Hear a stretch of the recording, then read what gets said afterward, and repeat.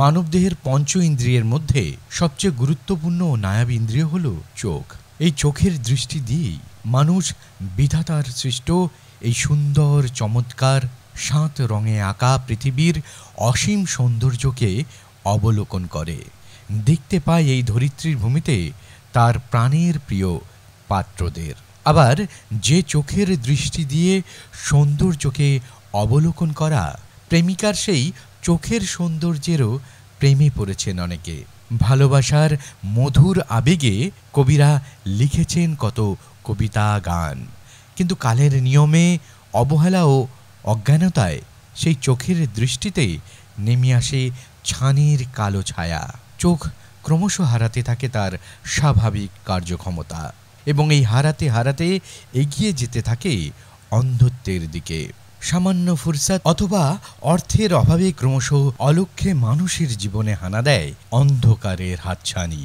আর সেই অন্ধকারেই আলোর রোশনাইয়ের মতো দেখা দেয় বন্ধুত্বের জ্যোতি। হাত বাড়িয়ে দাঁড়িয়ে অদিতি চ্যাটার্জির মতো মানুষেরা, যিনি নিজের শত কর্মব্যস্ততা ও পারিবারিক দায় সত্ত্বেও অবিরাম অক্লান্তভাবে কাজ করে চলেছেন মানুষের দৃষ্টিশক্তিকে সুরক্ষিত রাখতে। একজন প্রকৃত সমাজসেবীর মতোই বছরের ৩৬৫ দিন নানাভাবে পছন্দ করেন বিভিন্ন কাজে মানুষের পাশে দাঁড়াতে।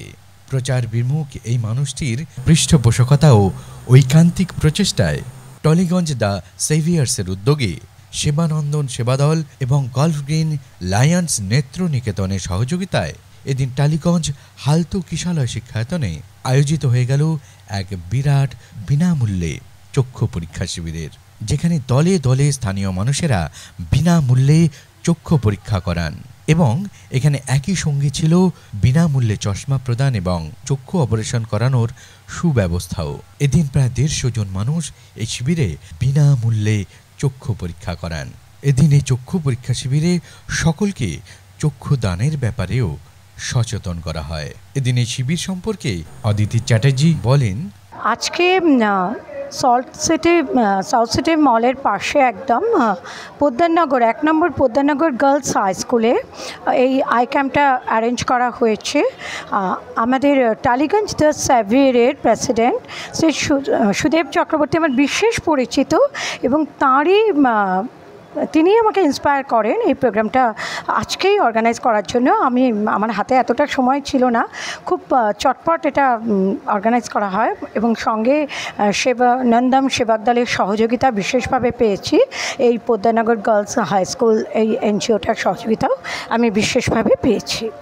আচ্ছা, আমরা দেখতে পাই আপনি কিন্তু বিভিন্ন জায়গাতে বিভিন্ন সময়ে মানুষের পাশে দাঁড়ানোর জন্য নিজে একজন অঙ্গীকারবদ্ধ হয়ে কাজ করে চলেছেন বহুদিন ধরে এবং এই অঞ্চলে মানে আপনার পরিচিত সার্কেলে কিন্তু আপনি একজন বিশিষ্ট সমাজসেবী হিসেবে পরিচিত।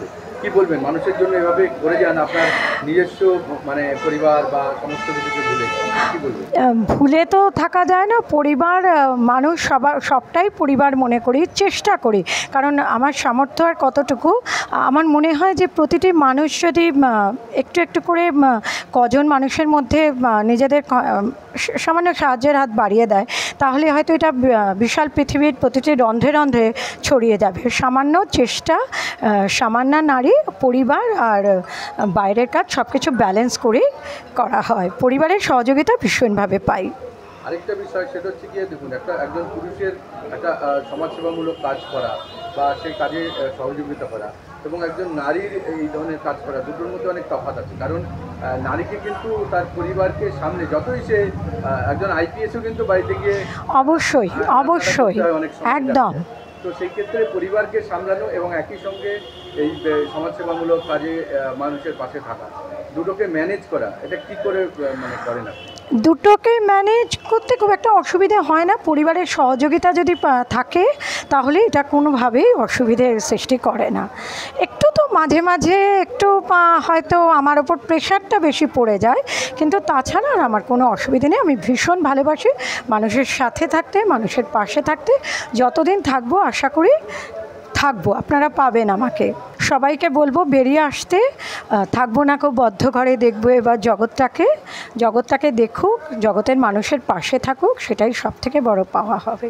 খুব মানুষের জমায়েত হয়েছে। সকালে একটু বৃষ্টি পড়ছিল, আমি পৌঁছবার পর দেখলাম একটু বৃষ্টি পড়ছে, তার মধ্যেই বহু মানুষের জমায়েত হয়েছে। এই 90 জন মতো মানুষ তো এসেছেই, আরও অনেকে নাম লিখিয়ে গেছেন। আমরা একটু পরে আসতে বলেছি, আমরা আরও কিছুক্ষণ আছি। আর এখানে তো চশমা দেওয়া হচ্ছে, আপনি বোধহয় দেখে নিয়েছেন। আর ছানি অপারেশনের ব্যাপারটা আছে, ওটা 5 তারিখে করানো হবে ছানি অপারেশন। এটা হচ্ছে লায়ন্স নেত্রনিকেতনের সহযোগিতায় ডক্টররা এসেছেন, ওখানকার ডক্টরদের সহযোগীরা এসছেন, ওখানেই অপারেশন হবে। সেদিনও আমরা সঙ্গে থাকব। আর আগামী দিনে আমাদের ইচ্ছে আছে, আমার এটা ইচ্ছে হয়েছে যে চক্ষু দান, যেটা আর কি মরণোত্তর চক্ষু দান, এটার উপর আমি একটা বিশেষ প্রোগ্রাম করতে চাই। ধন্যবাদ।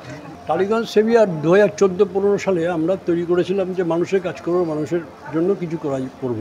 তো আমরা বিভিন্ন জায়গায় দক্ষিণ 24 পরগনা এবং সারাউন্ডিং এরিয়াতে আমরা আই ক্যাম্প, মেডিকেল ক্যাম্প, বস্ত্র বিতরণ পুজোর সময় এগুলি করে থাকি।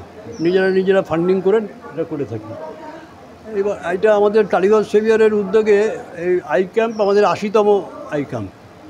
80তম আই ক্যাম্প আমরা প্রত্যেক বছরে প্রায় 400 থেকে 500 লোকের বিনা পয়সা ছানি অপারেশন করিয়ে থাকি। বৃষ্টিকে উপেক্ষা করে প্রচুর মানুষ আসছে, এসেছে 90-100 জনের মতন লোক চলে এসছে, হয়তো আরও 50 জনের মতন লোক আসবে। আমরা 1-1.5টা পর্যন্ত থাকবো। হ্যাঁ, এটা টালিগঞ্জ সেভিয়ার এরকমভাবে আস্তে আস্তে আমরা এগিয়ে যাচ্ছি, গুটি পায়ে এগিয়ে যাচ্ছি। এবং আমাদের যারা সহযোগিতা করেছেন এই ক্যাম্পের ব্যাপারে, 2-3 জনের নাম তো বলতেই হয়। ম্যাডাম অদিতি চ্যাটার্জি খুব সহযোগিতা করেছেন। আরও তাপসিনা রায়, তারপর চক্রবর্তী দা, সুব্রত দা, এরা খুব সহযোগিতা করেছেন। এদের জন্যই আমরা এই প্রোগ্রামটা আজকের দিনে করতে পারলাম এখানে। সবাইকে ধন্যবাদ, আন্তরিক অভিনন্দন জানাই। আচ্ছা, অদিতির ব্যাপারে কি বলবেন? উনি কিন্তু যেমন ঘরে সামলান, তেমনি কিন্তু বাইরে বেরিয়ে এসে আজকে কিন্তু মানুষের জন্য করছেন এবং করে যাচ্ছেন, কি বলবেন? হ্যাঁ, এটা তো উনি করেন, একটা নয়, আজকের দিনের জন্য নয়, আগেও উনি অনেক এরকম মানুষের সমাজসেবামূলক কাজকর্ম করেছেন। আগেও করেছেন, যোধপুর পার্ক অঞ্চলে 93 নম্বর ওয়ার্ডে এই অঞ্চলে করেছেন। আমি আশা করব যে উনি এই চিরকালে এটা করুন। এর সাথে সাথে সংসারও করতে হবে, রান্নাও করতে হবে, হ্যাঁ, ছেলে মেয়ে সংসার লালন পালন করতে হবে, কিন্তু মানুষের কাজও করতে হবে। মানুষের কাজ আনন্দের সঙ্গে কাজ করতে হবে। এই সোশ্যাল ওয়ার্কটা মানুষের কাজ করলে সত্যি আনন্দই হয়। আমি রিটায়ার্ড লোক, আমি LICর রিটায়ার্ড লোক, আমি আনন্দের সঙ্গেই কাজটা করি। মেয়েরা যদি এগিয়ে আসে তাহলে সমাজসেবাটা না সত্যি আন্তরিকভাবে হয়, সততার সঙ্গে হয়, নিষ্পাপভাবে হয়। ওখানে কোনো অন্যায় থাকে না, পাপ থাকে না, কোনো কলুষিত করার জায়গা থাকে না। মহিলারা যদি এগিয়ে আসে, তার জন্য কি ছেলেরা করে না? পুরুষ মানুষও অনেক সোশ্যাল ওয়ার্ক করে, অনেক ভালো সোশ্যাল ওয়ার্কার জানি, যারা সত্যি মানুষের জন্য অনেক কাজ করছে।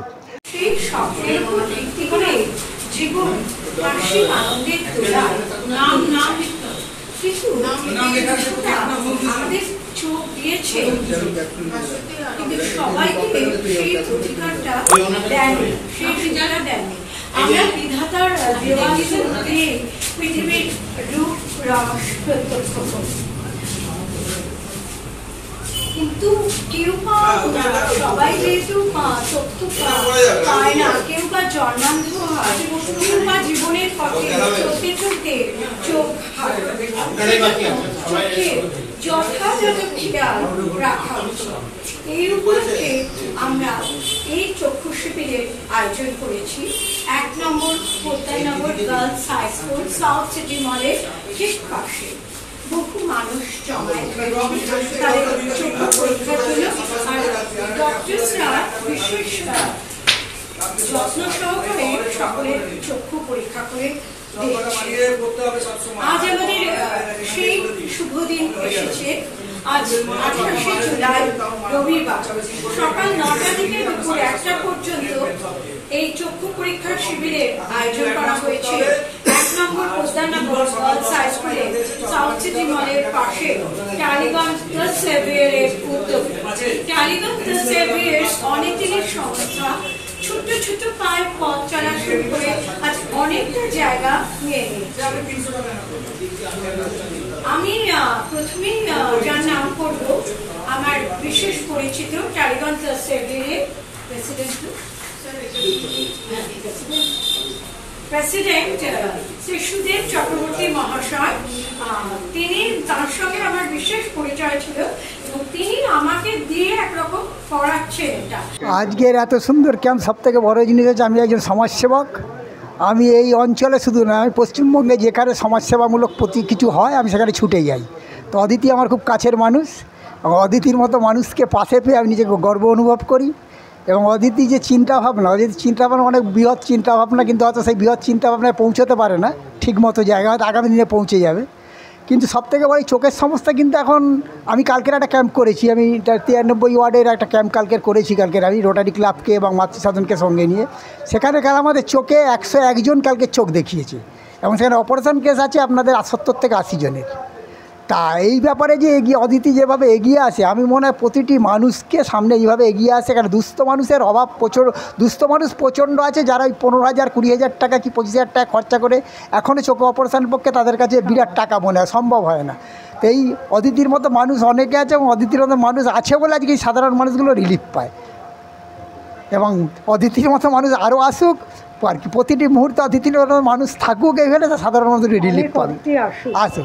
আর মেয়েদের ব্যাপারে ওই যে উনি যে কথাটা বললেন না, নারী শক্তির মতো বড় শক্তি কিছু নেই। তার বড় উদাহরণ হচ্ছে ভারতবর্ষের প্রধানমন্ত্রী ইন্দিরা গান্ধীর নাম নিশ্চয়ই শুনেছি। ইন্দিরা গান্ধীর মতো একজন বড় নারী শক্তি ভারতবর্ষে ছিলেন।